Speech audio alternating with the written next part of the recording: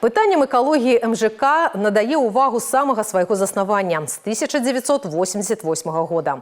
Жыхарам удалося захаваць сквер, дзе цяпер уласная экасістэма. Для птушак і вавёрак пабудаваныя кармушкі і паілкі. Для эканоміі вады створана сістэма збору дажджавых ападкаў. А па ўсім скверы размешчаны энергазберагальныя свяцільнікі на сонечных панелях. Это уже 6-й вариант светильника. Освещать в ночное время благодаря тому, что солнечной панелью энергию набрал светильник за весь солнечный день. Даже пусть это будет день не сильно с ярким солнцем. Да, солнечная панель, солнце не попадает, то оно переходит в режим сначала освещения 30%, когда проходит человек с датчиком движения, освещается дорожка полностью. Для юных жыхароў МЖК падрыхтавалі інтэрактыўныя гульні, напрыклад, загадкі на экалагічную тэматыку.